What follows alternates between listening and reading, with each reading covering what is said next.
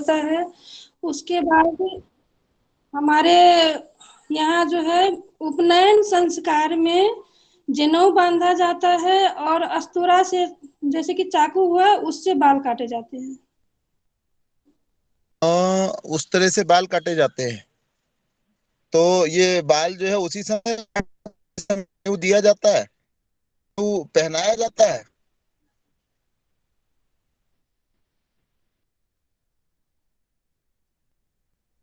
हाँ जी, जनेऊ कैसे पहनाया जाता है? कुछ ध्यान है कि आपको कौन से कंधे पर रखा जाता है? दाएं कंधे पर रखते हैं या बाएं कंधे पर रखते हैं संजू जी? केवल कोई और बिहार से हो, इस कोई परीक्षा वाली जैसी कुछ भी बात नहीं है। कोई और बिहार से हो वो बताएं, क्योंकि कई जगह पर ऐसा सुनने में आता है 6 6 धागे भी यज्ञोपवीत के अंदर होते हैं। तो कोई ऐसे हैं जो जिनके यहाँ परंपरा हो, 6 धागों की परंपरा हो? 3 धागा ही होते हैं। अच्छा, बिहार में 3 धागे होते हैं, ठीक है। और कहीं किसी ने देखे हो 6 धागे होते हो? अच्छा, उस समय कोई व्रत दिलवाया जाता है क्या संजू जी? कोई उनसे प्रतिज्ञा कराई जाती है या बताया जाता है कि ये धागे किस लिए हैं? या केवल ये कह दिया जाता है कि भाई हमारी प्राचीन संस्कृति के चिन्ह है? कोई चीज उस समय विशेष बात कोई बोली जाती हो, बुलवाई जाती हो, ऐसा कुछ उस होता हो, समय कोई ऐसी और क्रिया? उस समय बच्चों को कहा जाता है कि आज से तुम्हारे कंधे पर बोझ दिया जाता है कि तुम कर्म करके ही आगे बढ़ोगे, अपना भोजन का व्यवस्था और विद्या का व्यवस्था करोगे और माता पिता का सेवा करोगे। ठीक ठीक ठीक, बहुत बढ़िया बहुत बढ़िया। जी नीलम जी कुछ कहना चाह रही हैं? जी कहिएगा अवश्य।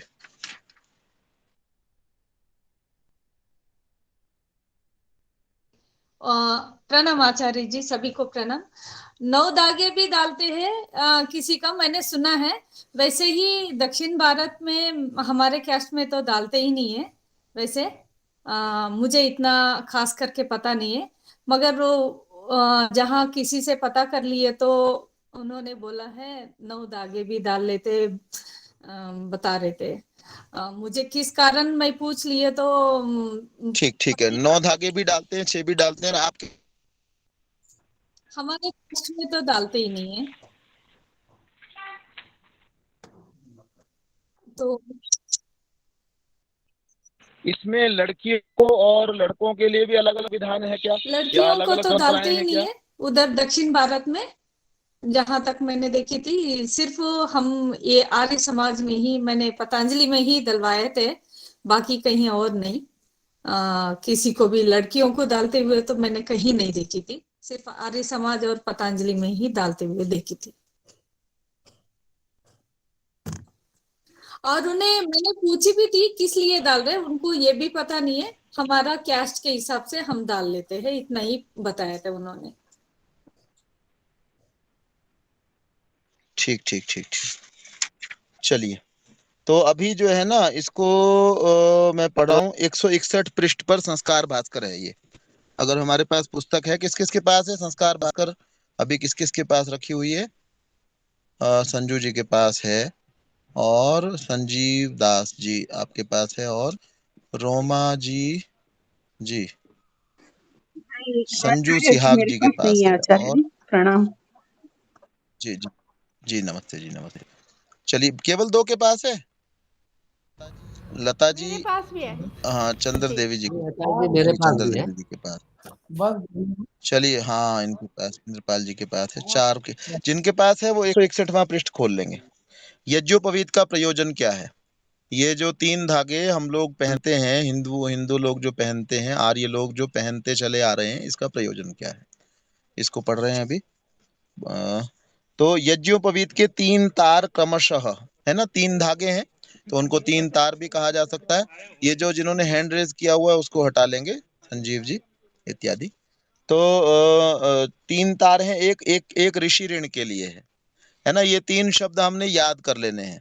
अभी जब आपके कभी परीक्षा ली जाएगी तो उस समय भी ये चीज पूछी जा सकती है। तो ऋषि ऋण के लिए है ना। ऋषि ऋण किसको कहते हैं ये आगे अभी बताया जाएगा। कोई शब्द हम सुनते हैं और ऋषियों का क्या ऋण होता है ये अभी हमको बताया जाएगा। प्रश्न मन में आता है ना कि ये ऋषि ऋण क्या चीज होती है, तो ऋषि ऋण को हम सुन सकते हैं, अभी आगे आएगा, उसके लिए प्रश्न करने की आवश्यकता नहीं। दूसरा है पितृ ऋण, तीसरा है देव ऋण।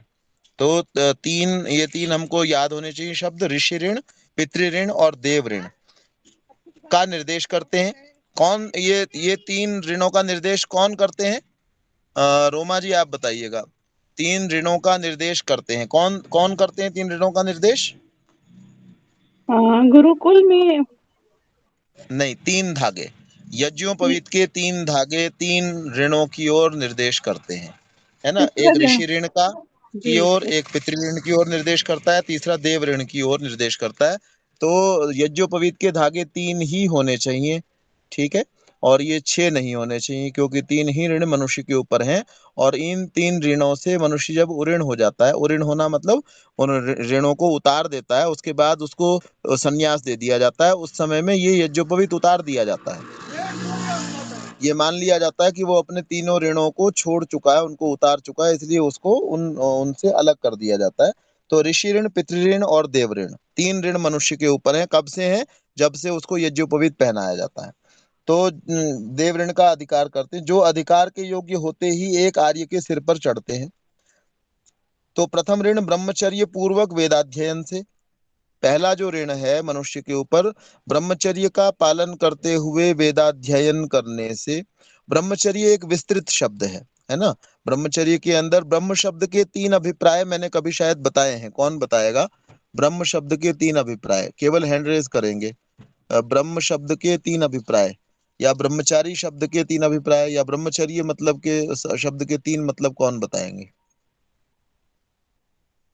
जी, बताया गया था क्या ये? ब्रह्म शब्द के 3 मतलब, ब्रह्मचारी शब्द में जो ब्रह्म शब्द है उसके 3 अर्थ कौन कौन से हैं?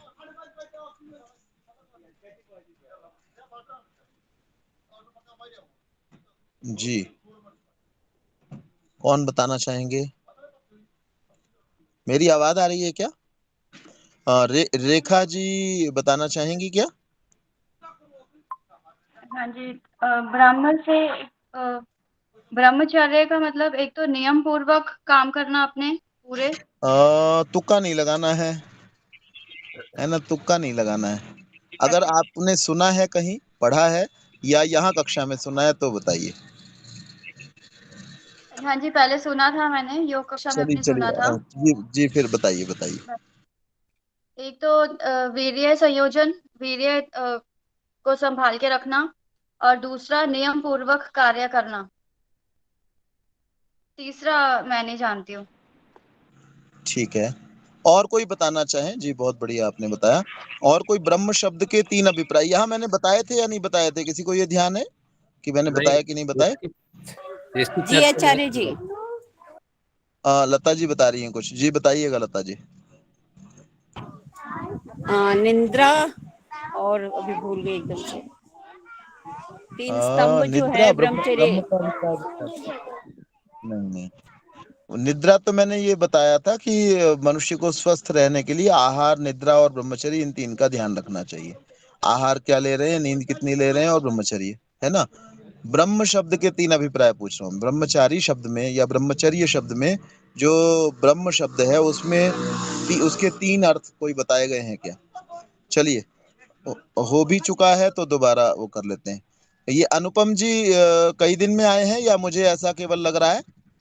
अनुपम जी कई दिन में आए हैं क्या? प्रणाम आचार्य जी। जी आचार्य नमस्कार। जी मैं नहीं, मैं बीच में 4-5 दिन नहीं आ पाया था बीच में आचार्य जी। कई बार ठीक है। ऑफिस में कुछ ऐसी रहती है, तो इसलिए नहीं हो पाता है कई बार जी अटेंड। जी हाँ जी। जी, और चलिए। मैं वही तो बताना चाह रहा था, शायद ये ब्रह्मचर्य के जो आप पूछ रहे हैं कि 3 अभिप्राय, ये नहीं बताए गए थे जो मेरे ज्ञान में है। चलिए, तो ब्रह्म शब्द का एक अभिप्राय जो है वो परमेश्वर की उपासना होता है ना? ब्रह्म का मतलब परमेश्वर होता है ना? परम ब्रह्म हमने शब्द सुना हुआ है ना? थोड़ा करो गाड़ी आगे, लगा आगे। हमने परम ब्रह्म शब्द सुना हुआ है ना?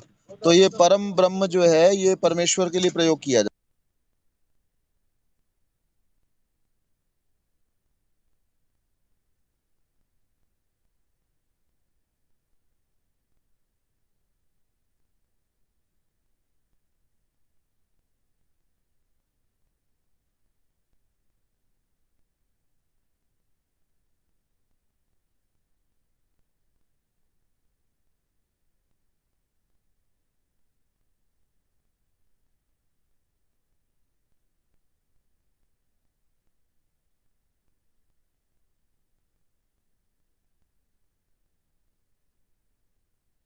तो ब्रह्म शब्द का पहला अभिप्राय है परम ब्रह्म। शब्द सुना हुआ है हम सभी ने, परम ब्रह्म।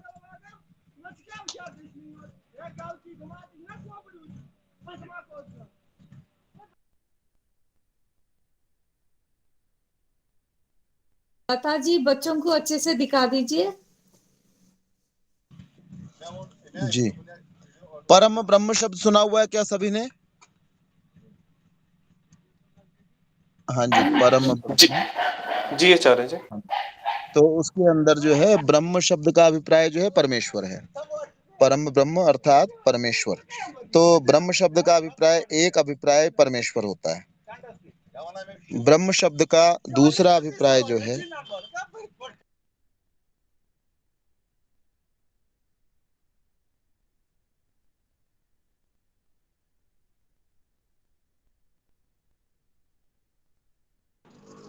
हाँ जी, तो ब्रह्म शब्द का एक अभिप्राय जो है वो परमेश्वर होता है, और दूसरा ब्रह्म शब्द का अभिप्राय जो है वो ज्ञान होता है। तीसरा ब्रह्म शब्द का अभिप्राय बल होता है।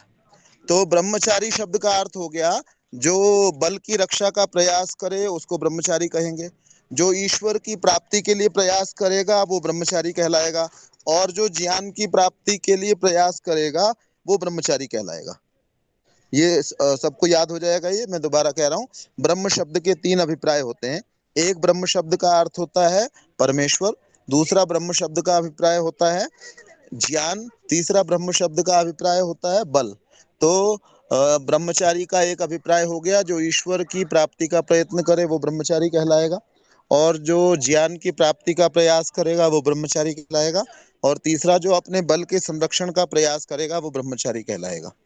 ये हो गया, स्पष्ट है ये? जी आचार्य जी। हाँ जी जी जी जी, सभी तक आवाज पहुंच रही है ना? लता जी आवाज आ रही है?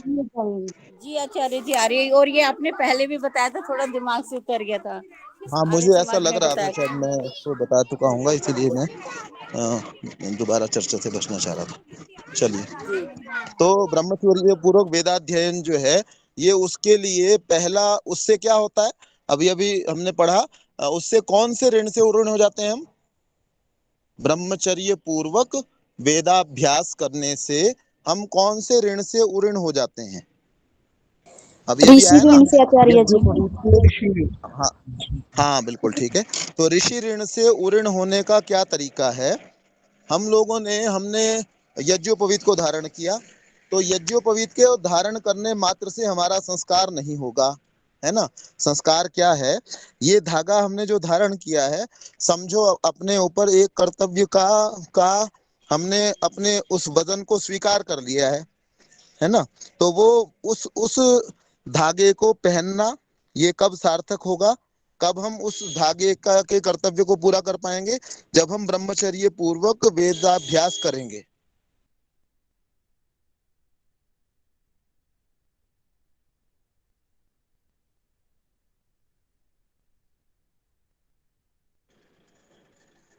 तो ब्रह्मचर्य पूर्वक वेदाभ्यास करने से हम क्या कर पाएंगे? एक ऋण से उऋण हो पाएंगे। तो हमारे ऋषियों ने जो भी चीजें बनाई हैं, जैसे ये जो पवित्र संस्कार बनाया और उसके अंदर 3 धागों का विधान किया, या उसके अंदर ये बताया गया कि इसमें जो एक धागा है ये इस कार्य के लिए है, वो मनुष्य की उन्नति के लिए ही है।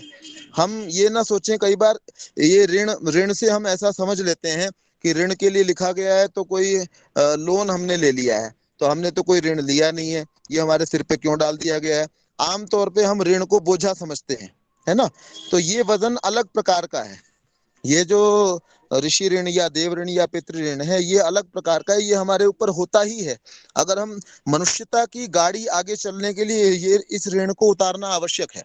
कोई ये कहे जी मैं तो ये ऋण मानता नहीं, और ना तो मैं इसको उतारता ना मैं इसको मानता, तो इससे मनुष्यता की गाड़ी रुकती है।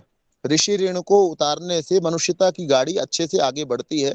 हम थोड़ा सा विचार करें, अगर हम ऋषि ऋण को स्वीकार नहीं करें, वेदाध्ययन का मतलब जो है कोई जो है ना संस्कृत को पढ़ना और उसको घोट लेना, उसको याद कर लेना, उसको बोलते रहना, ये वेदाध्ययन जैसी ये बात नहीं है। वेदाध्ययन का अभिप्राय क्या है? ज्ञान विज्ञान को अर्जित करना और उस ज्ञान विज्ञान को अपने अंदर समाहित करके आगे लोगों को देना। मान लीजिए हमारे पहले के ऋषियों ने ऐसा ना किया होता। अब ऋषियों को कोई लोग नहीं मानते हैं हम में से कि उन्होंने कुछ विशेष विज्ञान की उन्नति की है, ऐसा कुछ लोग ऐसे हो सकते हैं कि वो इस चीज को स्वीकार न करते हों। तो जो इस समय विज्ञान की जो उन्नति हुई है, चाहे हम उसको पाश्चात्य विज्ञान माने या कि कोई भी नाम उसको दें, जर्मन के अंदर चाहे किसी विज्ञान की उन्नति हुई हो, तो वहां पर भी क्या किया जा रहा है, ज्ञान को प्राप्त किया जा रहा है, ज्ञान का संरक्षण किया जा रहा है और ज्ञान को आगे दिया जा रहा है। तो ये लोन ऐसा नहीं है जैसे मैं बैंक से लोन ले लेता हूं और वो कई बार मेरी सीमा से परे हो जाता है और मैं उससे दुखी हो जाता हूं और मैं सोचता हूं मेरे को तो आत्महत्या ही कर लेनी चाहिए। तो ये लोन तो ऐसा है जिसको हर एक व्यक्ति के ऊपर आया ही हुआ है। बैंक के लोन को या किसी साहूकार के लोन को आपकी इच्छा होती है, आप स्वीकार करो या ना करो, है ना। बैंक से आप जाकर के एप्लीकेशन देते हो और वो आपको कई बार लोन देते हैं और नहीं भी देते हैं। ऐसे ही साहूकार के पास आप चले गए, जो उधार देने वाला व्यक्ति है उसके पास आप चले गए, हो सकता है वो आपको उधार दे दे और न भी दे दे, या कोई उधार जो देना चाहता है, कई बार बैंक से आपके पास फोन आता है, जी आप ये लोन ले लीजिए क्योंकि आप बहुत अच्छे व्यक्ति हैं, और आप जब मना कर देते हैं तो आपको वो लोन लेना अनिवार्य नहीं है। लेकिन जब आपका मनुष्य जन्म हो गया और आप बड़े हो गए तो आपके ऊपर ये ऋण आए ही हुए हैं। इसमें हमारे ऊपर कोई स्वतंत्रता नहीं है कि हम चाहें तो इस ऋण को ले लें और चाहें तो इस ऋण को अस्वीकार कर दें। तो ये ऋण आपके ऊपर आए ही हुए हैं। अगर आप इसको रीपे नहीं करते हो तो आपको इसके बदले में कुछ कोई कहने वाला नहीं है, लेकिन आपको उसके कारण से पाप का भागी होना पड़ेगा, है ना। वेदाध्ययन मैंने नहीं किया, ब्रह्मचर्य पूर्वक वेदाभ्यास करने से ऋषि ऋण से मैं उऋण हो जाता हूँ। ऋषियों का ऋण तो मेरे ऊपर है ही। क्यों ऋषियों का ऋण है? क्योंकि बहुत सारी ज्ञान की बातें उन्होंने मुझे सौंप ही रखी हैं, है ना। बहुत सारी ज्ञान की बातें, अगर ये ऋण को मनुष्य स्वीकार न करे तो मनुष्यता की जो ज्ञान की गाड़ी आगे चल रही है, परंपरा से जो चल रही है, वो चलनी बंद हो जाएगी। तो मेरे ऊपर ये ऋण आया ही हुआ है। तो मेरा हम सबका ये कर्तव्य बनता है कि हम वेदाध्ययन को करें। मैं एक बात पहले भी शायद कह चुका हूँगा। एक स्वामी जगदीश्वरानंद हुए हैं, बहुत अच्छे सन्यासी हुए। उन्होंने एक छोटी सी पुस्तिका लिखी है, नाम मेरे विचार से आदर्श जीवनचर्या, या मुझे अभी नाम ठीक से उसका पुस्तक का नाम नहीं याद आ रहा, नीला कवर है मेरे ख्याल में उसका। तो उसके अंदर उन्होंने एक उदाहरण दिया हुआ है, तो वहां शायद मैंने पहले भी वो उदाहरण दिया होगा कि वहां पर एक मोची था। हम में से बहुत सारे ऑफिस में काम करने वाले लोग हैं और ऑफिस में काम करते हुए जैसे अभी यहाँ पर जिन्होंने जो जुड़ जाते हैं, तो वो मोची का काम किया करता था एक व्यक्ति, और हम लोग सब लोग कुछ ना कुछ काम करते हैं। किसी के ऑफिस के आवर्स जो हैं वो 8 घंटे के हैं, किसी के 9 घंटे के हैं, किसी के 10 घंटे के, किसी के 12 घंटे के हैं, और 12 घंटे के बाद सब घर आ जाते हैं। 8 घंटे बाद आ जाता है कोई, हमारे जैसा कोई होता है 5-6 घंटे की ड्यूटी होती है, फिर वापस घर। तो घर में आने के बाद हम क्या करते हैं, बच्चों के साथ खेलते हैं। सबके साथ में ये प्रायः चीज है, बच्चे हैं, पोते हैं, भतीजे इत्यादि जो घर में हैं, उनके साथ हम लोग खेलेंगे आकर के, और उसके बाद हम लोग टीवी देखेंगे। आधा घंटा, 1 घंटा, 2 घंटा टीवी देखने में लगाएंगे, या महिलाएं प्रायः आकर के खाना बनाएंगी, बच्चों के साथ समय बिताएंगी या धारावाहिक इत्यादि देखेंगी। उसके बाद सो करके सुबह उठ करके तैयार होकर के फिर ऑफिस चले जाएंगे। अब वो मोची जो था उसका उन्होंने लिखा, वो मोची जो है उसने क्या किया, वो रात्रि को आता था, जब अपना मोची का काम करके शाम को आता था, और उन्होंने देश का नाम भी दिया हुआ था, शायद ब्रिटेन था या क्या क्या देश लिखा हुआ था। तो वहां आकर के रात को वो 1 घंटा मैथ पढ़ा करता था। शुरुआत से उसने मैथ पढ़ना आरंभ किया, जो भी शुरुआत होती है 0 1 3 2 3 संख्या सीखी, जहां तक उसको आता था उससे आगे पढ़ना उसने आरंभ किया। तो वो 10 वर्ष के अंदर उस देश का प्रसिद्ध गणितज्ञ बन गया। ये बात मैं बहुत बार ये कहा करता हूँ कि जब हम चलना शुरू करते हैं, जब तक हम रुके रहते हैं तो बैठे रहते हैं, और जब चलना शुरू करते हैं तो हम जितनी कल्पना नहीं कर सकते उससे कहीं ज्यादा आगे चले जाते हैं। आप बिना पीछे देखे, जैसे ये बात बोली जाती है कि इन्होंने जब बढ़ना आगे शुरू किया तो पीछे मुड़कर नहीं देखा। पीछे मुड़ करके देखते हैं तो आदमी आगे बहुत गति नहीं कर पाता। धीरे धीरे भी अगर कोई व्यक्ति जो है वो आगे चलता रहेगा तो इतना आगे चला जाता है, जब वो पीछे मुड़ के देखता है बहुत कुछ समय के बाद में, उसको लगता है मैं इतना चल करके आ गया, क्या मेरे पास इतनी ताकत है? तो ये ताकत हम सबके पास में है। हम में से जो लोग ऑफिस के अंदर जा भी रहे हैं, कोई ना कोई काम कर भी रहे हैं, उसके साथ में जैसे निर्मला नीलम जी जो है आपके सामने उदाहरण है, अपने कार्यों को करते हुए और साथ साथ जो है ये संस्कारों को लेकर के कितना बड़ा कार्य न केवल इस कक्षा के अंतर्गत कर रही हैं और अनेक कक्षाओं के अंतर्गत कर रही हैं, तेलंगाना के अंदर कर रही हैं, दिल्ली के अंदर कई जगह इनके कार्य जो है वो चल रहे हैं। तो हम सभी जो है वेद अध्ययन का कार्य अभी भी कर सकते हैं। ये उदाहरण भी मैंने कई बार कहीं मैं दिया करता हूँ। एक व्यक्ति जो है उसने 65 वर्ष की अवस्था के अंदर मैंडेरियन भाषा को सीखना आरंभ किया था,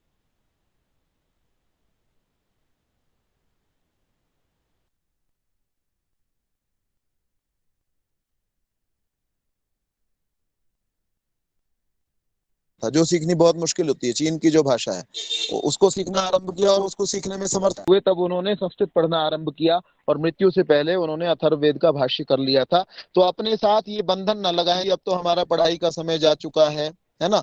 वास्तव में तो हमारा कर्तव्य ये है, हमारे हम लोग जब 5 साल के हों, हम लोग जब 8 साल के हों, तब हम वेदाध्ययन आरंभ करें, वेद को अध्ययन करना आरंभ करें। आप देखें ये संसार के अंदर सारी की सारी बुराइयां, मैं ऐसा समझ पाया हूँ, ऋषि दयानंद इस प्रकार इस बात को कहते हैं क्योंकि उन्होंने एक ही भाषा का सारा पाठ्यक्रम लिखा है। उन्होंने ऐसा नहीं लिखा दुनिया के अंदर भाषाएं बहुत सारी हैं और शिक्षाविद बहुत सारे हुए हैं, लेकिन स्वामी दयानंद ने केवल एक ही भाषा का पाठ्यक्रम लिखा है। उन्होंने संस्कृत को ही सारी दुनिया के लिए अनिवार्य भाषा माना और उसी के पाठ्यक्रम को हम सारे के सारे पढ़ें ऐसा अनिवार्य माना। एक बहुत बड़ा दार्शनिक जो है वो स्वामी दयानंद के पास बहुत से लोग सुनने के लिए आया करते थे और दर्शन की बातें वो लोगों को बताया करते थे, है ना। दर्शन के बहुत सारे सूत्र हैं, योग दर्शन के, न्याय दर्शन के, और सत्यार्थ प्रकाश के अंदर वो सब जगह कई जगह आते भी हैं बहुत सारे सूत्र, तो वो बताया करते थे। अब किसी किसी के दिमाग में ये भी आता था भाई ये इनका दर्शन का ज्ञान कितना है, कितना गहरा ज्ञान है, ये तो पता चलना चाहिए, हम तो कुछ जानते नहीं है, ये जो भी बता देते हैं हम तो वाह जी कर देते हैं, है ना। तो 4 बता दिए तो हम कहते हैं जी 4 सूत्र बता दिए, क्या पता इनको कितना दर्शन आता है कि नहीं आता है। तो उन्होंने कोई ये सोचने लगे कि कोई बड़ा दार्शनिक ढूंढो, उनको इनके साथ में बैठाएंगे और बातचीत करके पता लगाएंगे इनको दर्शन आता कितना है। क्योंकि आमतौर पे कोई लंगोटी लगाया हुआ साधु, आजकल का समय तो था नहीं कि भाई किसी की बहुत प्रसिद्धि हो गई है ना। आरंभिक समय में भी समय होता है, किसी की प्रसिद्धि का कुछ समय के बाद ज्यादा प्रसिद्धि होती है और कभी अप्रसिद्ध भी होता है वही व्यक्ति। तो सोचने लगे कि भाई इनको कितना दर्शन आते हैं ये तो पता चलना चाहिए। तो एक बड़ा सा दार्शनिक ढूंढो, कोई अच्छा दार्शनिक ढूंढो। तो दार्शनिक ढूंढने के लिए देखा कोई बड़ा प्रसिद्ध दार्शनिक था, उससे जाकर के कहा कि आप हमारे स्वामी जी से आकर के मिलो, हम ये जानना चाहते हैं भाई उनको उनका दर्शन का ज्ञान कितना है। तो आए थोड़ी देर और स्वामी जी के साथ उनका परिचय कराया कि ये बहुत बड़े दार्शनिक विद्वान है, ये आपसे चर्चा करेंगे, बातचीत करेंगे। बातचीत हो गई, दोनों आपस में बातचीत करते रहे। बातचीत करने के बाद में और वो वैदेशिक जो दर्शन शास्त्र था उसको भी जानने वाला था, स्वदेश वाले को भी जानने वाला था, अच्छा दर्शन शास्त्र का ज्ञाता था। और वो बातचीत हुई, बातचीत के बाद में उठ गए, पीछे से जाकर के लोगों ने पूछा, उनसे पूछा जाकर के कि ये स्वामी जी को कितने दर्शन आते हैं। तो वो व्यक्ति वो कहने लगे जी मैं तो इनकी अपेक्षा बहुत कम जानता हूँ, मुझे कुछ भी नहीं आता इनके सामने। उसके बाद स्वामी दयानंद को जाकर के पूछा, जाकर के बैठे, तो स्वामी दयानंद ने कहा कि आप लोग कह रहे थे ये जो आए हैं इनको ये दर्शन के बहुत बड़े विद्वान हैं, तो यही थे वो दर्शन के विद्वान जिनके बारे में आप बात कर रहे थे। कहने लगे हाँ जी हम तो इन्हीं को लेकर के आए थे। तो कहने लगे इनको तो कुछ दर्शन आते भी हैं क्या। तो ये क्या चीज है, मनुष्य को जो है बड़ी से बड़ी आयु के अंदर भी वो इसको पढ़ना लिखना आरंभ कर सकता है और बहुत बहुत कुछ सीख सकता है। तो संस्कृत के अंदर वो ज्ञान विज्ञान, ये गुरुदत्त विद्यार्थी जैसे पढ़े लिखे लोग और विश्व के बहुत सारे लोगों ने इस बात को स्वीकार किया। राजेश जी कुछ कहना चाह रहे हैं, आवश्यक बात है जी। तो विश्व के बहुत बड़े बड़े लोगों ने इस बात को स्वीकार किया है कि संस्कृत के अंदर बहुत बड़ा ज्ञान विज्ञान है। अगर हम उसको नहीं पढ़ते हैं, नहीं लिखते हैं, नहीं दुनिया को बताते हैं, तो निश्चित रूप से हम सारे विश्व की हानि कर रहे हैं, अपनी तो हानि कर ही रहे हैं। हमको अपने ऊपर विश्वास ही नहीं। ये ऐसी चीज है, समझो हमारे घर के अंदर जैसे जो व्यक्ति जौहरी नहीं होता ना, उसको हीरे की कीमत नहीं पता होती। अब मुझे हीरे को पहचानना नहीं आता है, है ना। हम में से बहुत से लोगों को सोने की पहचान नहीं पता होती है, या मुझे भी नहीं जानकारी है। चांदी की नकली सोना असली सोना नहीं पता होता बहुत से लोगों, मुझे भी शायद नहीं पता है। कोई लोग पानी चढ़ा देते हैं और कहते हैं जी 24 कैरेट सोना है ये तो, और दूसरा कहता है हाँ जी 24 कैरेट सोना है, दूसरा भी मान जाता है, उसको खरीद लेता है सोने के भाव में। हमारे साथ क्या हुआ है, हमारी अपनी भाषा को, वो है तो हीरा, लेकिन क्योंकि हम जौहरी नहीं है, हमको उसकी उसकी पहचान नहीं है, हमको ज्ञान विज्ञान का आता पता नहीं है, तो हम क्या उसको मान बैठे हैं कि ये पत्थर का टुकड़ा है। पत्थर के टुकड़े का भी वजन कई बार 50 ग्राम होता है, और हीरा जो है उसका वजन भी इतना ही होता है। जैसे आप किसी गधे के ऊपर जो है आप बहुत सारे हीरे लाद दो, और उसको अगर कहीं मौका मिले उनको गिराने का, उसको लगे कि वजन बहुत ज्यादा है, तो वो बैठ करके उनको फेंकना ही चाहेगा। क्यों फेंकना चाहेगा? उसको, ये हीनोपमा कही जाती है, इसको बुरा मत मानिएगा, लेकिन ये वास्तविकता है। गधे को तो परमेश्वर ने जानकारी का अवसर ही नहीं दिया है, वो तो ज्ञान प्राप्त कर ही नहीं सकता। वो तो चाह करके भी गधा जो है, या पशु पक्षी जो है, घोड़ा जो है, वो इस बात की जानकारी नहीं प्राप्त कर सकता कि हीरे की वैल्यू कितनी है, नमक की वैल्यू कुछ कम है। उसके ऊपर आप नमक की 1 बोरी रख दो और हीरा आपने 1 क्विंटल रख दिया हो, तो वो नमक जो है ना, अगर 20 किलो नमक है, उस नमक को ले जाने में वो सुविधा अनुभव करेगा कि ये नमक रख दो मेरे साथ में। इसी प्रकार से हमारा जो ज्ञान विज्ञान है, जिसको विश्व के बड़े से बड़े वैज्ञानिकों ने मान्यता प्रदान की है, और हमारे बड़े से बड़े लोगों ने उसको पढ़ा है, उसके बाद भी हमने उसको छोड़ दिया है, क्योंकि हम उसके उस ज्ञान विज्ञान को पहचान नहीं पा रहे हैं। तो मेरा आपसे ये निवेदन है, मैं ये नहीं कहता, जैसा रश्मि जी कहती हैं कि हम मेरे साथ में आप जुड़ करके ही अवश्य पढ़ें, ऐसा कोई अनिवार्य नहीं है। कई बार क्या होता है कि मेरी बात किसी को समझ में आती है, किसी और को किसी दूसरे की आती है, किसी और को किसी तीसरे की आती है, और मेरा स्वभाव किसी को नहीं पसंद आता, किसी और का किसी को पसंद आता है, ऐसा संभव है। तो आप, लेकिन हमको पढ़ना चाहिए, ये अनिवार्यता है।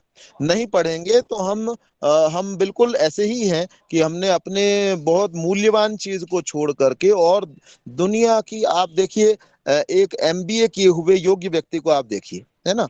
एमबीए आप, ऐसा ऐसा टेस्ट होना चाहिए, बहुत सारे प्रकार के टेस्ट होते हैं, आईक्यू लेवल का टेस्ट कीजिए, सेम आईक्यू लेवल के, मुझे बहुत इसकी जानकारी नहीं है, लेकिन एमबीए आप सेम आईक्यू लेवल के एमबीए देखिए, है ना। एमबीए मतलब 50 एमबीए देखो और 50 संस्कृतज्ञ देखो, इन 100 के 100 व्यक्तियों का आईक्यू लेवल सेम होना चाहिए। 50 आप एमबीए छांट लो, है ना, जिसको आप अच्छी डिग्री एक मानते हैं मेरे विचार से, एमबीए फाइनेंस हो, एमबीए मार्केटिंग हो, इत्यादि इत्यादि, तो 50 तो आप वो व्यक्ति छांट लीजिए। 50 आप संस्कृत पढ़े लिखे सेम आईक्यू लेवल के होने चाहिए। बुद्धिमत्ता में उनकी अंतर नहीं होना चाहिए कि आपने एमबीए तो अच्छे बुद्धिमान लोग छांट लिए और संस्कृतज्ञ जो है वो पोंगा पंडित छांट लिए, ऐसा नहीं होना चाहिए। दोनों का आईक्यू लेवल सेम हो। अब दोनों के जीवन की आप प्रसन्नता को देखिए कि दोनों में से ये जो 50 लोगों में प्रसन्नता का स्तर कितना है, उन 50 लोगों में अच्छाई का स्तर कितना है। अच्छाई मतलब वो कितने लोग उनमें से झूठ बोलने वाले हैं, कितने लोग उनमें बेईमानी करने वाले हैं, कितने लोग उसमें समाज के हितैषी हैं, कितने। आप उसके साथ साथ आप उनके धनार्जन को भी सोच लीजिए, एमबीए किए हुए 50 व्यक्तियों के धनार्जन को भी सोच लीजिए, और ये संस्कृतज्ञ लोग जो हैं 50 सेम आईक्यू लेवल के, मैं कह रहा हूँ सेम आईक्यू लेवल के 50 संस्कृतज्ञों में, उन अगर वो धन कमा रहे हैं, है ना, अगर वो धन कमाने की ओर लगे हुए हैं, तो उनके धन कमाने की एवरेज भी आपको एमबीए किए हुओं से ज्यादा मिलेगी, अगर वो धन कमा रहे हैं तो, कमाना चाह रहे हैं तो।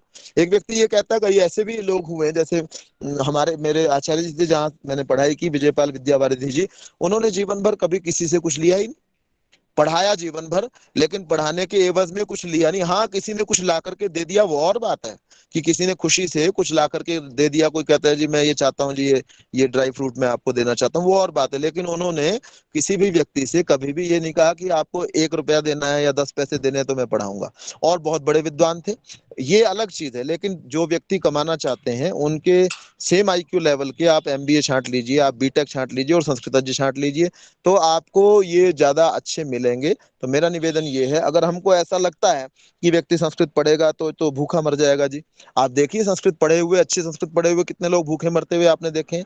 आपको एमबीए किया हुआ, बीटेक किया हुआ ये जानकारी हो, उसमें तो आपको जो है बेरोजगारी प्राप्त हो जाएगी।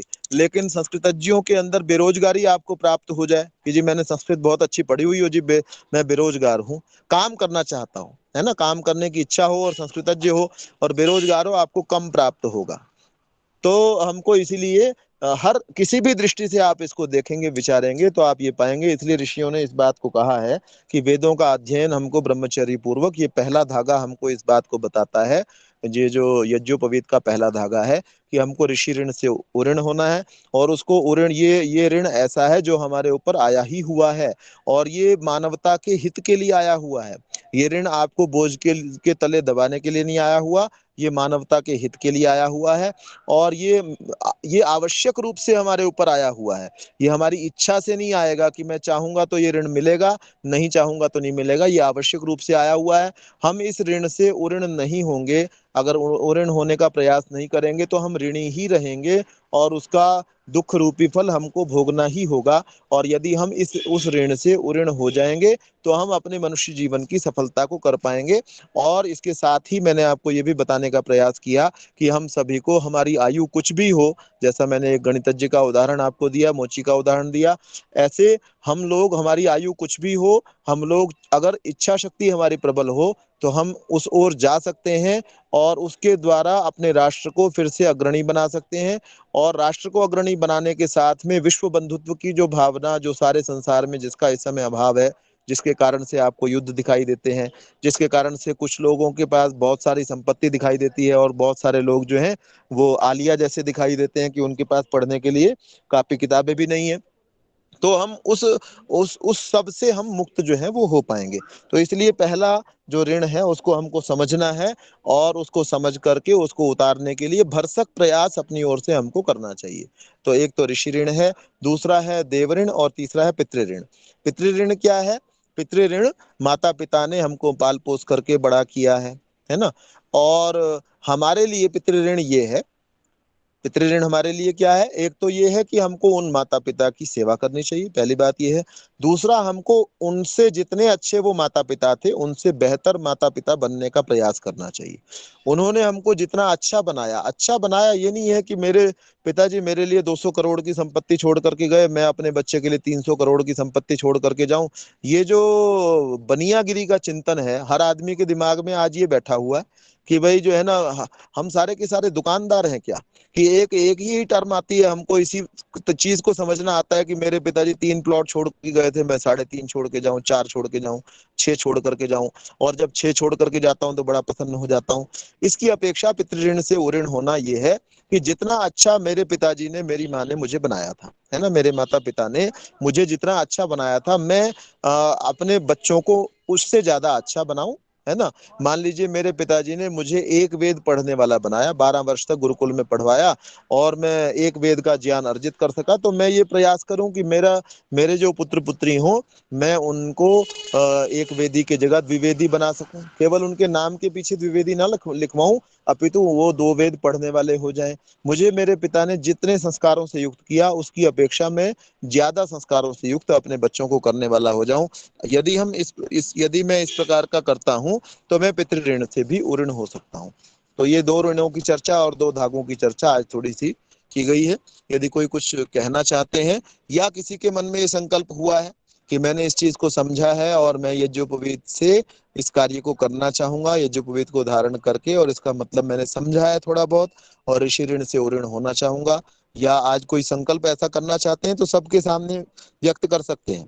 संकल्प के विषय मैंने पहले भी आपको कहा होगा कि स्वामी श्रद्धानंद जो है, एक जगह पर, पहले उनका नाम मुंशी राम था और उनके अंदर सामान्य मनुष्य में जो जो बुराइयां होती हैं वो बुराइयां सारी की सारी थी। जैसे शराब पीने की बुराई थी उनके अंदर, और उनके अंदर जो है वो मांसाहार की बुराई थी, और भी बुराइयां थी।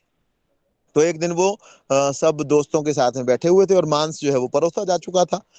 अचानक उनके मन के अंदर एक लहर आई कि तू ये क्या चीज खा रहा है ना, जिसके अंदर किसी को मार दिया जाता है, तुम आधे घंटे में उसको चट कर जाते हो।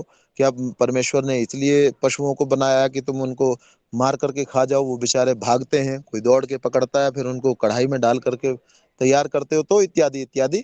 तो उनको लगा कि मेरे को ये चीज आज से नहीं खानी है, बिल्कुल नहीं खानी, गलत चीज है। तो उठा करके उन्होंने क्या किया, बर्तन को उठाया और सब लोग बैठे हुए थे होटल के अंदर, और उठा करके बर्तन को दीवार पर दे करके मारा, उस मांस के बर्तन को। तो सबने ये कहा, अरे भाई ये क्या किया तुमने, अच्छा भला मांस परोसा हुआ था और बहुत बढ़िया टेस्टी बना हुआ था, ये क्या क्या काम करते हो, ठीक ठाक हो? तो वो क्या कहते हैं जवाब में कि मैंने आज से मांस छोड़ने का संकल्प किया, आज के बाद मांस नहीं खाऊंगा। तो कहने लगे फिर इसके लिए इतना बड़ा ड्रामा करने की क्या जरूरत थी भाई, है ना। उठ करके चले जाते, मुंह हाथ धो लेते और उसके बाद ना खाते। कह लगे अगर मैंने सबको ये ड्रामा रचा करके ना बताया होता तो दोबारा फिर मैं, हो सकता है आज संकल्प करता, कल को मेरा संकल्प टूट जाता। मैं सोचता वो किसी को पता थोड़ी है कि मैंने संकल्प किया है, लेकिन जब मैंने इतना बड़ा ड्रामा रचा दिया है तो अब जब मैं दोबारा कहीं किसी होटल में बैठ करके मांस खा रहा हूँ, कम से कम 50-40 आदमी तो ये टोकने वाले होंगे, या ये और किसी को भी बता सकते हैं कि आज इसने ये ड्रामा रचाया था। तो वो लोग भी कहेंगे भाई तुमने वहां उस होटल के अंदर ऐसा किया था, अब फिर दोबारा तुम यहाँ मांस खा करके यही ड्रामा रचाओगे क्या, और दोबारा तुमने शुरू कर दिया मांस खाना। तो जिससे मुझे लोग टोक सकें इसलिए मैंने सबके सामने संकल्प किया है। तो अगर किसी के मन में आता है कि मैंने ऋषि ऋण से उऋण होना है, मैंने वेद का अध्ययन करना है, या वेद के जो अंग हैं, है ना, वेदांग है, व्याकरण है, छंद है, निरुक्त है, ज्योतिष है, इनका अध्ययन करना है। जैसे कोई व्यक्ति आंख के विषय में जानने वाला है, जैसे मुखम व्याकरणम स्मृतम ये कहा गया कि ये जो वेद रूपी शरीर है, इसका मुख जो है वो व्याकरण है। व्याकरण को समझ लेंगे तो शरीर को शरीर को समझने में, अर्थात वेद को समझने में आपको इजीनेस हो जाएगी। तो इसी प्रकार से कुछ इसके कान है, कुछ इसकी नासिका है, कोई इसकी नासिका है इस वेद रूपी शरीर की, तो इसको भी हम समझ लेंगे तो भी हम वेद की ओर बढ़ चलेंगे। तो अगर किसी के मन में ये संकल्प आया है तो वो सबके सामने व्यक्त भी कर सकता है। जो जिसने पहले इस संकल्प को नहीं किया हुआ है या उस संकल्प के अनुसार नहीं चल पा रहा है अभी तक, तो वो आज संकल्प भी कर सकता है। और कोई आपके मन में विचार आया है, कोई प्रश्न है तो वो भी पूछ सकते हैं। बाकी और चर्चा उपनयन पर कल आगे की जाएगी, और अभी लंबा चलेगा ये उपनयन। जी बताइएगा।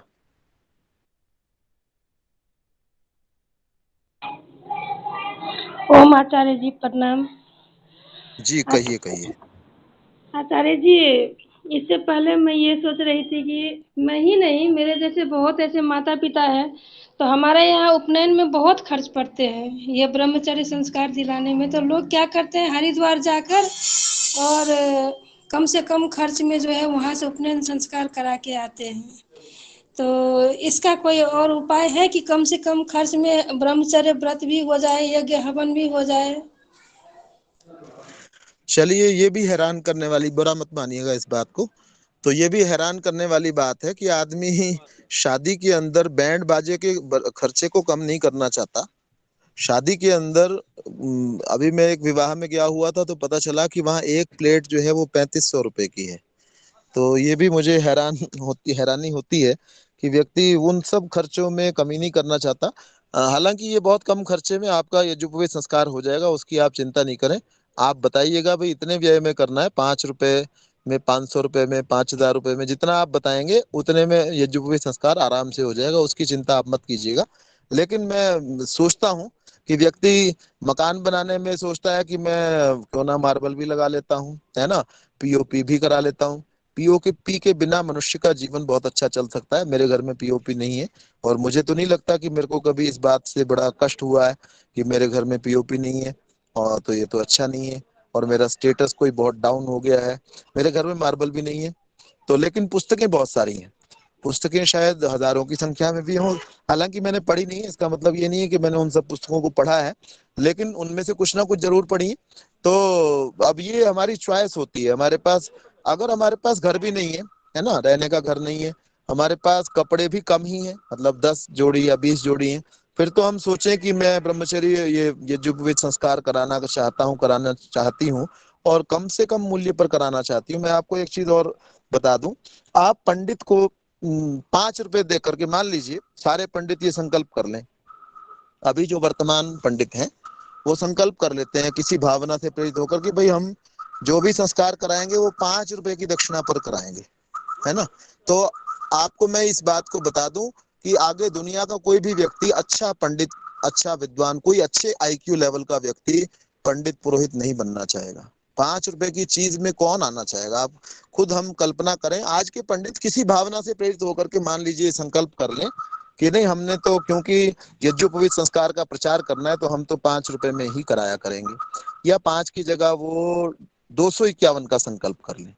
तो 251 का संकल्प करें। अब 3 घंटे मान लीजिए लगते हैं और लगातार काम मिल रहा है पंडितों को, 251 सारे दिन के अंदर सारा दिन बोल करके व्यक्ति को 750 रुपए मिले, 800 रुपए मिले, तो कोई बुद्धिमान व्यक्ति क्यों इस कार्य में आना चाहेगा? वो ये सोचेगा चलो ये तो कोई और कर लेगा, और जबकि ये बहुत बुद्धिमान व्यक्तियों का कार्य है, मनुष्य को मनुष्य बनाना, है ना, उसको ये बताना कि तुम्हारा कर्तव्य क्या है, तुमको मनुष्य जीवन क्यों मिला है, ये बताना, ये सामान्य व्यक्ति का, उसको इसके लिए प्रेरित करना, उसको इस बात के लिए बताना कि तू विषयों से रहित हो जा, है ना। विषयों की ओर तो बड़े बड़े विद्वान खींचे चले जाते हैं, है ना। विषयों के कारण देखो रावण जैसा कितना बड़ा विद्वान जो है वो किसी की महिला को ही उठा करके ले आया, कमाल की बात हो गई। मतलब पढ़ा लिखा आदमी भी ऐसा विषयों से प्रेरित होकर के, वासना में डूब करके, जीव के विषय में डूब करके, कान के विषय में डूब करके, कितने बड़े बड़े आदमी आपको दिख जाएंगे बर्बाद अपने आप को कर रहे हैं, है ना, गलत मार्ग पर चल रहे हैं। अब उस मार्ग से बचाने के लिए जो व्यक्ति आप लगाना चाहते हैं उसको बड़ा सस्ता आदमी चाहते हो आप। मेरी बात का मैंने पहले कहा, बुरा मत मानिएगा, और ये आपके लिए नहीं है, ये एक सामान्य बात है, और आप ही नहीं ऐसा चाहते हैं। मुझे नहीं पता आपका इनकम का क्या स्तर है या क्या और कुछ है, वो सब मुझे नहीं पता, लेकिन मैं एक सामान्य ये वो चाहता हूँ, ये बात मैं कह रहा हूँ सामान्य रूप से, कि हमको ऐसा नहीं करना चाहिए, इससे हम विश्व का अहित करते हैं। अच्छे कार्य करने में अगर या तो आप कहें जो यज्ञोपवीत कराने का कार्य ये बुरा काम है तो उसमें कम से कम पैसे दो, बुरे काम में कम से कम खर्चा करना चाहिए, अच्छे काम में ज्यादा से ज्यादा खर्चा करना चाहिए, है ना। अब बुरे काम के अंदर शराब पीना बुरा काम होता है, शराब पिलाने में बहुत जगह पर लाखों रुपए का खर्चा होता है, बहुत सारे विवाहों में लाखों रुपए का खर्चा होता है। सिनेमा देखना बुरा काम होता है, एक फिल्म देखने के अंदर हम कई बार 2-4 परिवार के सदस्य जाते हैं और हजारों में खर्चा करके आते हैं। और हमारा कोई किसी का जन्मदिन आता है, कुछ आता है, हम वहां चले जाते हैं, जी आज तो हम फलाने रिजॉर्ट पे जाकर के जो है ना अपना जन्मदिन जो है वो मनाएंगे। मैंने ऐसे ऐसे व्यक्तियों को देखा है कि दूसरे व्यक्तियों से तो उधार पैसे ले रखे हैं और जन्मदिन जो है वो रिजॉर्ट में जाकर के बनाना है, क्या रिजॉर्ट में करके आते हैं ऐसा। तो हम थोड़ा सा विचार करें, हमको किन जिन व्यक्तियों को बढ़ाना है उनको धन दे दीजिए। अगर वो धन लेकर के, आपका यज्ञोपवीत कराने वाला व्यक्ति जो है धन लेकर के शराब पीता है, मांस खाता है, उस धन से का वो दुरुपयोग करता है किसी भी रूप में, आपको लगता है कि भाई ये सिगरेट पी रहा है, तो उसको तो मत दो, उसको उससे यज्ञोपवीत कराना क्यों है। जब वो अगर सज्जन व्यक्ति है आपके धन का कुछ अच्छी जगह पे ही लगाएगा ना, अगर वो समझदार है। या तो आप कहो जी यज्ञोपवीत कराने वाले ना समझ लोग होते हैं, है ना, संस्कार कराने वाले ना समझ लोग होते हैं, तो उनको मत दिया करो। लेकिन जो शराब बेचने वाला है वो भी तो ना समझ व्यक्ति है, उसको तो आप खूब देख करके आते हो, लाइन में लग करके शराब बिकती है। सिगरेट बेचने वालों को आप खूब देख करके आते हो, तभी तो पल रहे हैं, इतनी बड़ी बड़ी सिगरेट की फैक्ट्रियां हैं। यज्ञोपवीत के ऊपर शोध करने वाले इतने बड़े कोई शोध संस्थान नहीं बने हुए जितने बड़े सिगरेट की फैक्ट्रियां बनी हुई हैं, उनके अंदर हजारों हजारों कारीगर हैं, मेरे और आपके कारण से हैं। हम जिस चीज को बढ़ाना चाहते हैं उसके अंदर हमको धन का व्यय करना चाहिए, और जिस चीज को घटाना चाहते हैं उसमें धन के व्यय को कम करना चाहिए। अब ये विचार हमको करना है। बाकी अगर किसी को ऐसी इच्छा है कि 5 रुपए में, 500 रुपए में, 5000 में या 2500 में, 2100 में मुझे पूरा संस्कार सारा हो जाए, ऐसा मैं चाहता हूँ, तो वो हो जाएगा। वो रश्मि जी को संपर्क कर लें और कुछ ना कुछ वैसी व्यवस्था बना ली जाएगी। और बुरा लगा है तो उसके लिए मैं क्षमा चाहूंगा, मैं कड़वा और सामने बोल देता हूँ, तो ये मेरी बुराई है, जैसा भी कुछ है ही। नहीं आचार्य जी, बुरा नहीं लगा है, ऐसा लोग करते हैं, इसीलिए हमने आपसे पूछा कि अब ये रिकॉर्डिंग तो चारों तरफ जाएगा ना, सब सुनेगा ना। नहीं तो जा रहा जी इसीलिए रिकॉर्डिंग, ना तो ये रिकॉर्डिंग इतना अच्छा हो पा रहा है, ना जा पा रहा है। ऐसा ना लोग इस कर पर रहे हैं, ऐसा लोग कर रहे हैं हमारे समाज में अभी।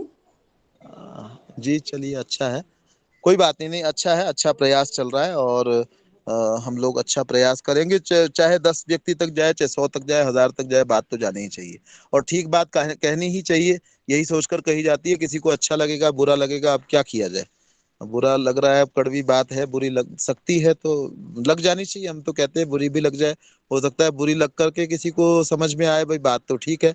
100 में से 90 व्यक्ति हो सकता है कहीं तो ना समझ व्यक्ति ये कह रहा है फिल्म में इतना मजा आता है देखने से मना कर रहा है, और कोई ये भी सोच सकता है भाई बात ठीक है, इसके ऊपर चल के देख लेते हैं। चलिए, और कोई कुछ कहना चाहें तो बताइएगा। संजू जी, अगर कोई ऐसी व्यवस्था है तो कोई बच्चा ऐसा है जिसका संस्कार करना है और जितने मूल्य में करना चाहते हैं उतने में हो जाएगा, उसके उसके लिए आप निश्चिंत रहें। अगर आपके आसपास कोई ऐसा बच्चा है तो आप ऐसा बता सकते हैं उसके लिए। जी बताइएगा, और कोई कुछ कहना चाहते हैं?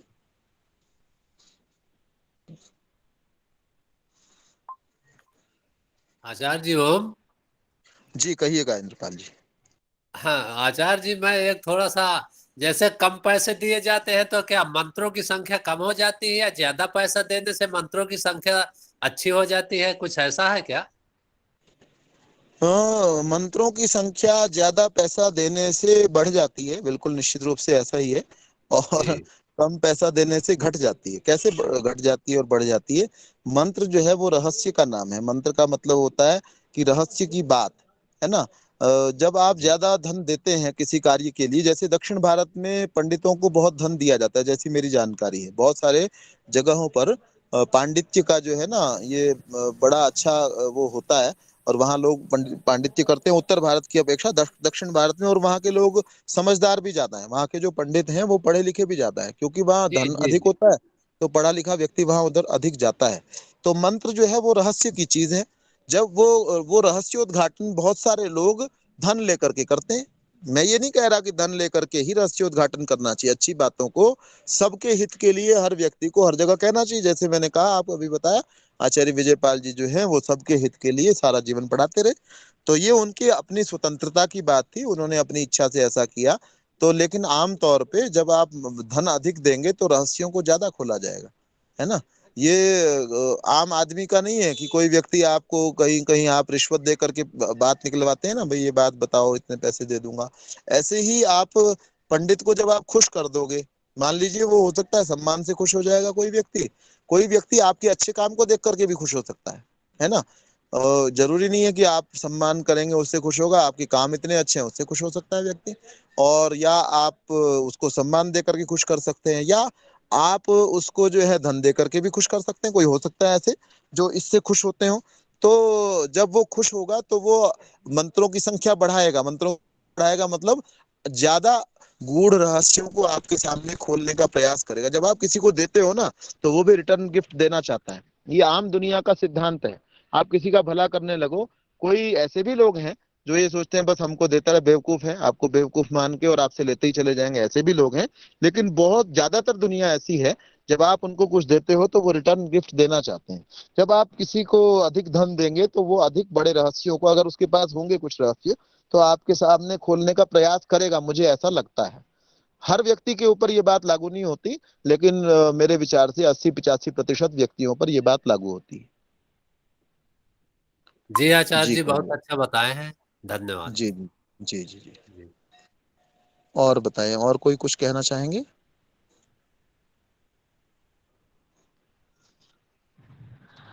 कुछ विशेष कोई कहना चाहें तो कह सकते हैं, नहीं तो शांति पाठ आप लोग करवा लेंगे। मैं असल में अभी श्रीनगर आया हुआ था जी, मैं अभी, और वहाँ शंकराचार्य मंदिर के पास खड़ा हुआ हूँ। तो मुझे जाना था, मैंने कहा ये क्लास भी जरूरी है तो उसको वो कर लिया जाए।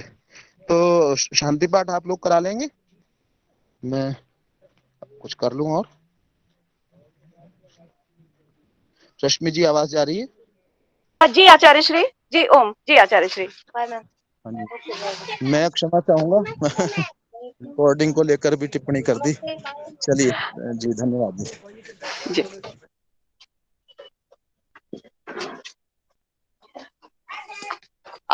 किसी को प्रश्न पूछना है? हाँ नमस्ते बच्चों, नमस्ते। जी बहुत अच्छा लग रहा है आचार्य श्री, बच्चे इतना प्यार कर रहे हैं। और मैं सभी से यही कहना चाहूंगी, अभी हम दूसरी जगह जाने की तैयारी कर रहे हैं। अभी हम इस समय मेरी आवाज आ रही है आचार्य श्री? ओम। मेरी आवाज आ रही है? हाँ जी रश्मि जी, आ रही है। हाँ अभी मेरी आवाज आ रही क्या? जी जी जी आ रही रश्मि है। जी, आपकी आवाज जी जी हाँ। तो अभी हम जो भी कार्य कर रहे हैं, अभी हम दूसरी जगह जाने की तैयारी कर रहे हैं। यहाँ से हम 2 कक्षाएं ले रहे हैं, और आचार्य श्री ने हमारे समय का एक सदुपयोग कर दिया। थोड़ा सा तो हाँ हो जा रहा, क्योंकि हाँ यहाँ पर बच्चों के बैठने आदि की व्यवस्था नहीं, तो हम प्रतिदिन दरिया लेके आते हैं, वो वापस उन्हें लेके जाते, क्योंकि इन्हें दे देंगे तो ये पूरा खराब कर दे रहे हैं। रखने का इनके अंदर अभी एक न माता पिता के अंदर वो संस्कार है, न बच्चों के अंदर है। देखते हैं आगे अगर हम इन्हें दे पाए। तो मेरा आप सभी से एक निवेदन है कि आप सब भी अपने आसपास के एरिया में ये कर सकते हैं। और इतना अधिक बच्चे पढ़ने में अपना एक रुझान दिखा रहे हैं, इंटरेस्टेड हो रहे हैं, वो गजब का है। हमें लग रहा था कि बच्चे पढ़ेंगे नहीं, हमें बहुत मेहनत करनी पड़ेगी, लेकिन बहुत छोटे छोटे बच्चे भी बहुत पढ़ना चाह रहे हैं। और दुख भी हो रहा है, देखिए उधर से, तो दुख भी हो रहा है कि ये लोग जो है कुछ सरकारें नहीं कर रही हैं, हम स्वयं अपने उस समाज जो वंचित समाज है उसके लिए कुछ कर नहीं पा रहे हैं। तो आज एक बच्चे का जन्मदिन था, उसका जन्मदिन भी हमने जो है थोड़ा सा ऐसे ही फूल आदि लेकर के, अरमान अली नाम है उनका, तो उनका जन्मदिन मनाया। थोड़ा सा विरोध तो हुआ, लेकिन फिर भी वो समझ गए, अच्छा लगा, क्योंकि उनको फूल आदि और ये सब लग रहा था उनको कि हमारे उसमें नहीं होता है। ये कि मैंने कोई ज्यादा उनको बातें नहीं बताई, हम धीरे धीरे इस पर आगे कार्य करेंगे, क्योंकि बहुत ज्यादा यदि विरोध कर दिया, बहुत वैदिक मान्यताएं बताई, तो फिर वो हमें आने भी नहीं देंगे। विशेष एरिया है, अभी मैं वहीं से निकल रही हूँ, इसलिए ज्यादा कुछ और शब्द भी नहीं बोल पा रही हूँ। तो सभी से और आचार्य श्री का बहुत बहुत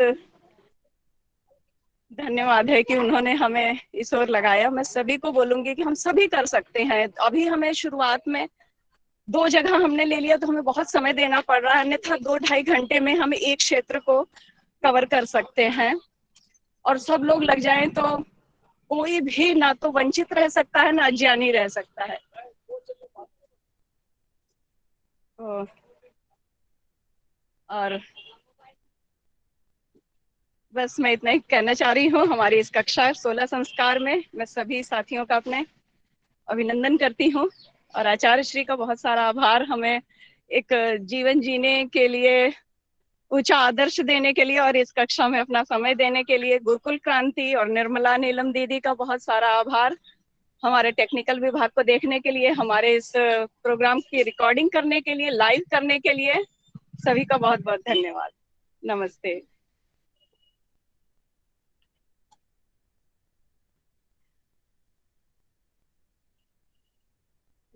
हाँ जी, दीदी जा रही है।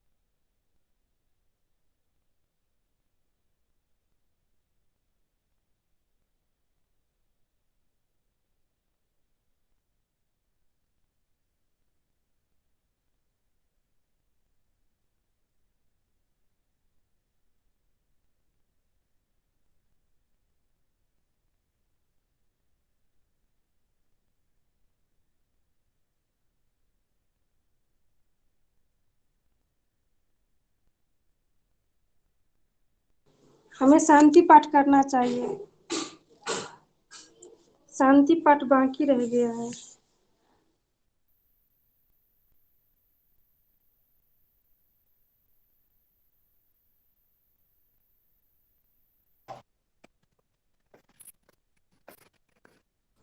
ओम ओम रश्मि दी, हमें शांति पाठ करना चाहिए, शांति पाठ बाकी रह गया है।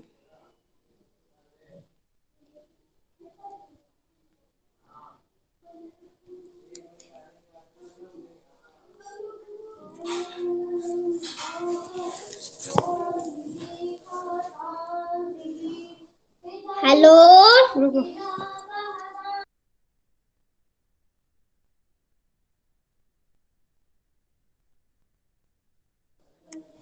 ओम रश्मि दीदी, शांति पाठ बाकी रह गया है।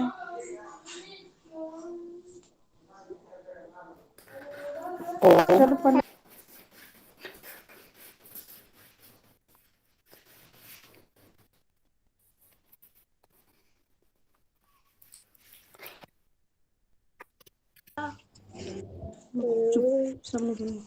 ओम धौ शांतिरीक्षः शांति पृथ्वी शांतिरापः शांतिरोषधयः शांतिः वनस्पतयः शांतिर्विश्वे देवाः शांतिर्ब्रह्म शांतिः सर्वं शांतिः शांतिरेव शांतिः सामा शांतिरेधि ओम शांतिः शांतिः शांतिः। ओम सबको सादर प्रणाम।